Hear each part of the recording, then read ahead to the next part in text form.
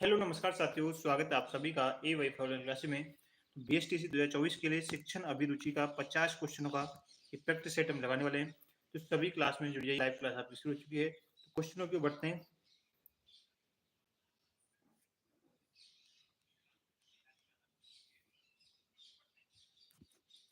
तो हमारा पहला क्वेश्चन आपकी स्क्रीन पर है। शिक्षण अभिक्षमता के पहला क्वेश्चन है आपका। प्रश्न है, सृजनशील बालक समाज को कुछ दे सकता है तो क्या दे सकता है भाई? एक सृजनशील बालक है, समाज को क्या देगा? तो आंसर क्या क्या हो जाएगा? इस क्वेश्चन का आंसर बताइएगा फटाफट से। आंसर होगा इसका।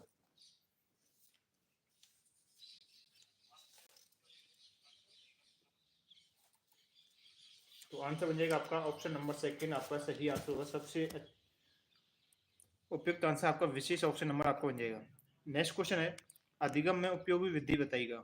आपसे पूछा जाए अधिगम में उपयोगी विधि कौन सी है? अधिगम में उपयोगी विधि करके सीखना, अनुभव से सीखना, सुनकर सीखना या फिर अवलोकन से सीखना। तो क्या हो जाएगा? तो इस क्वेश्चन का बन जाएगा कि करके सीखना, या ऑप्शन नंबर फर्स्ट आपका सही आंसर होगा। अधिगम में उपयोगी विधि मानी जाती है, आपका फर्स्ट नंबर ऑप्शन आपका सही होगा। नेक्स्ट क्वेश्चन के बढ़े। अगला क्वेश्चन, प्रत्यक्ष संबंध किससे है? आपसे पूछा जाए शिक्षण का प्रत्यक्ष संबंध किससे है?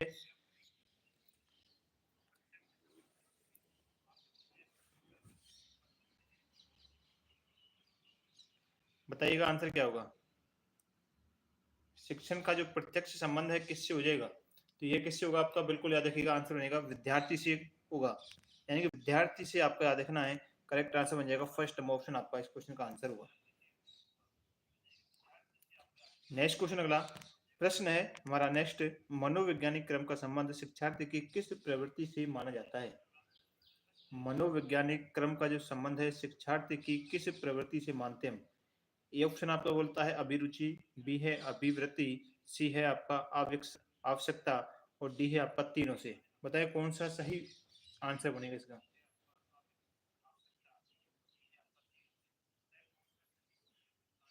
तो यह देखिए, मनोवैज्ञानिक क्रम का जो संबंध है शिक्षार्थी की जो प्रवृत्ति है अभिरुचि, अभिवृत्ति, आवश्यकता, ये तीनों आपके इसके अंतर्गत आती हैं। ऑप्शन नंबर 4 आपका सही होगा, याद रखना सभी को। नेक्स्ट क्वेश्चन हमारा प्रश्न है, किसी संगठित समूह के सम्मुख कोई संकट खड़ा हो जाए या फिर उसे किसी समस्या मूलक कार्य का सामना करना होता है तो समूह का मार्ग कौन दिखाता है? तो उस समय समूह का मार्ग कौन दिखाएगा भाई? याद रखिएगा, उस समूह का कौन होगा? नेता होगा भाई इसका। याद रखिएगा, आंसर बन जाएगा ऑप्शन नंबर तीसरा। आपके इस क्वेश्चन का आंसर हो जाएगा थर्ड नंबर ऑप्शन। अगला क्वेश्चन है, विद्यालय में नेता का किसे प्राप्त है? बताइए, विद्यालय के अंदर नेता का पद किसे प्राप्त होता है? शिक्षक को? बिल्कुल नहीं भाई। छात्र को भी नहीं होता, शिक्षा अधिकारी को नहीं, शाला प्रधान को। शाला प्रधान को नेता का पद, याद रखिएगा सेकंड नंबर ऑप्शन आपका सही होगा इसका। ऑप्शन नंबर सेकंड ही आपका राइट आंसर बनेगा इस क्वेश्चन का आंसर, याद रखना है सभी को। आगे चलें। नेक्स्ट क्वेश्चन अगला, नेता के सुझाव या बातें जब आदेश के रूप में न हो तो किंतु समूह उन्हें आदेश के रूप में माने तो नेता एवं समूह के मध्य विचारों का आदान प्रदान क्या होगा? किस प्रकार से होगा? जब आदेश के रूप में न हो, इन कोई नेता का जो सुझाव या फिर कोई बातें हैं जब आदेश के रूप में न हो, तो बताइएगा क्या आंसर होगा इसका। सबल, निर्बल, अधूरा या फिर पूर्ण? आंसर करिएगा फटाफट से, क्या आंसर होगा 107वें क्वेश्चन का आंसर।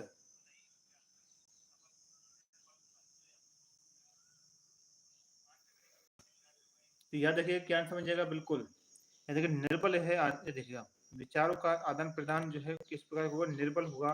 सेकंड नंबर ऑप्शन आपके क्वेश्चन का राइट आंसर हो जाएगा, सभी याद रखिएगा। आगे चले नेक्स्ट क्वेश्चन की ओर। चलिए अगला क्वेश्चन है, प्रश्न क्या बोलता है, मैं सदस्यों की आवश्यकताओं की पूर्ति हेतु सब कुछ इस आशा से कर रहा हूं कि वे सभी कृतज्ञता एवं व वफादारी के साथ मेरे नेतृत्व को स्वीकार करेंगे। इस प्रकार का नेतृत्व क्या कहलाएगा? इस प्रकार का जो नेतृत्व है क्या कहलाएगा? बताइएगा आंसर क्या हो जाएगा। प्रजातांत्रिक, बी है आपका राजतांत्रिक, सी है समझौतावादी, डी ऑप्शन है आशावादी। इनमें से बताइए कौन सा आंसर बनेगा। बताइए भाई सभी। तो आपका कौन सा आंसर सही आंसर हो जाएगा इसका? तो देखिए समझौतावादी क्या कहेंगे उसे? समझौतावादी। कृतज्ञता वफादारी के साथ में मेरे नेतृत्व को स्वीकार करेंगे उसे क्या कहेंगे? समझौतावादी कहा जाएगा। तीसरा नंबर ऑप्शन आपका सही आंसर बन जाएगा हमारे इस 8वें क्वेश्चन का। अगला क्वेश्चन, नेक्स्ट क्वेश्चन है, एक नेता ने किस गुण का होना आवश्यक है? इनकी किसी आप नेता को चुनोगे तो उसके अंदर किन गुणों का होना आवश्यक है? इनकी रोबीता हुआ व्यक्ति, मुस्कुराता व्यक्ति, अधिकारवादिता या फिर प्रभावशालीता। क्या देखेंगे इसमें गुण, कौन से गुण देखना चाहोगे आप? तो आंसर कौन सा बन जाएगा? बिल्कुल प्रभावशालीता होनी चाहिए। इसमें प्रभावशालीता का होना बहुत जरूरी है। ऑप्शन नंबर 4 ही आपका सही होगा।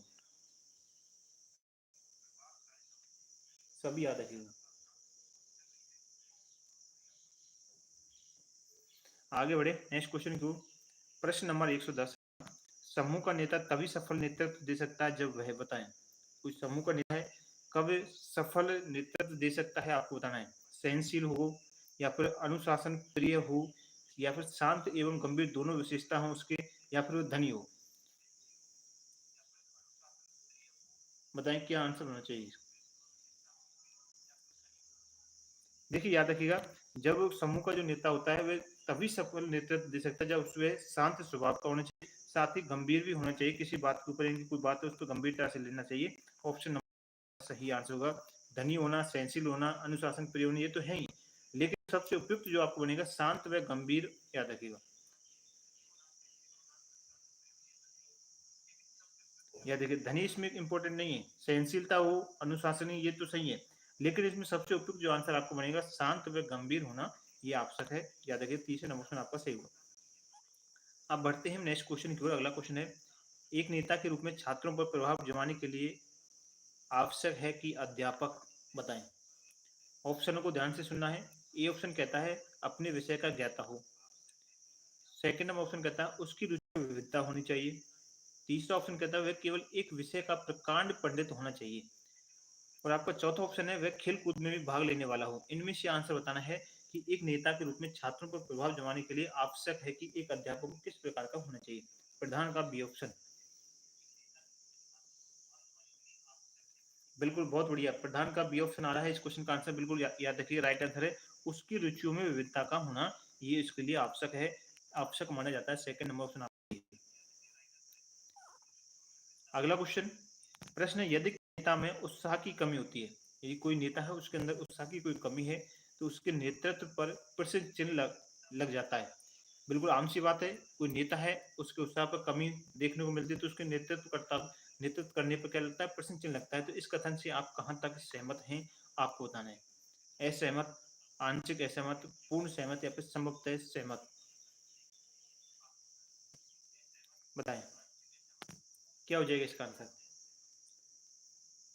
देखिए प्रैक्टिस सेट आपका पूरा 50 क्वेश्चनों का रहेगा, फटाफट से आंसर दीजिएगा तो आंसर बन जाएगा। बिल्कुल याद रखिएगा, पूर्ण सहमत है इस चीज से, याद रखिएगा। ऑप्शन नंबर 3 आपका सही होगा। अगला क्वेश्चन, प्रश्न है, शिक्षक में एक नेता के रूप में आवश्यक आशावादिता होनी चाहिए, सदैव, कभी नहीं, प्राय, या फिर संभवतः। बताइए क्वेश्चन का आंसर।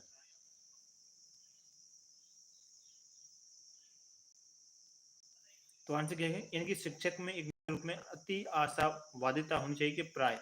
ऑप्शन नंबर 3 आपका इसका सही आंसर बनेगा, याद रखना है। सॉरी ऑप्शन नंबर 3 नहीं, ये इसका आंसर नहीं बनेगा इनकी, सॉरी। याद रखिएगा इसका आंसर क्या बनेगा, शिक्षक में एक नेता के रूप में अति आशावादिता होनी चाहिए। ये क्वेश्चन है ना आपका, तो कभी भी नहीं होनी चाहिए भाई, ये बनेगा होनी ही नहीं चाहिए कभी। ऑप्शन नंबर 2 आपका सही होगा। अगला क्वेश्चन, प्रश्न है 114वां, सफल नेता के लिए साथियों का सहयोग व प्यार प्राप्त करने के लिए आवश्यक है, बताएं। एक सफल नेता के लिए बताना है साथियों का सहयोग व प्यार प्राप्त करने के लिए आवश्यक क्या है। तो क्या बन जाएगा आपका, बिल्कुल उनके साथ रुचिकर विचार विमर्श करें। Option number 3। ऑप्शन नंबर 3 आपका सही आंसर हो जाएगा, सभी को याद रखना है।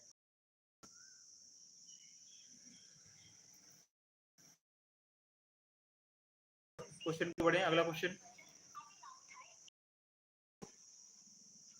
चलिए हमारा अगला क्वेश्चन है, बताइएगा सृजनशील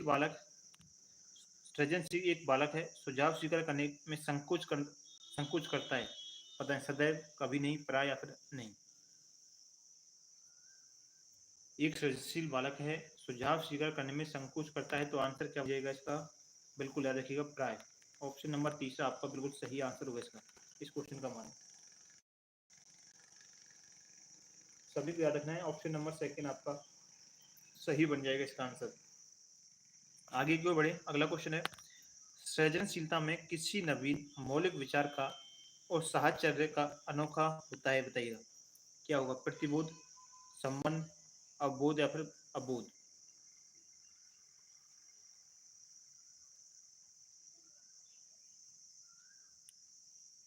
बताइए,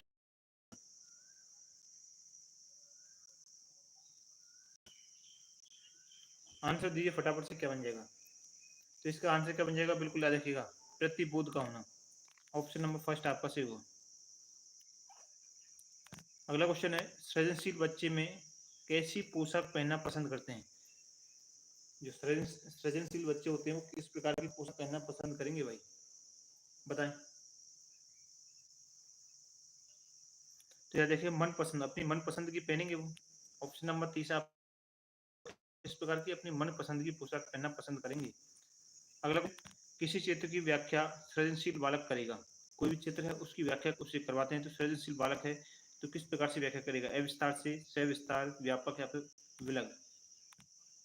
बताइएगा आंसर क्या होगा? सविस्तार से करेगा, सेकंड नंबर ऑप्शन आपका सही बन जाएगा। प्रश्न नंबर 119, सृजनशील अपने कार्यों को करता है किस प्रकार से, बताएं। 119 का क्वेश्चन है, एक सृजनशील है, अपने कार्य को बताइएगा किस प्रकार से करता है? प्रदर्शन, छिपाव, प्रसार या फिर संकलन। तो यह किस प्रकार से करेगा? तो याद रखना है बिल्कुल आपका, तुम्हारे इस क्वेश्चन का आंसर क्या बन जाएगा?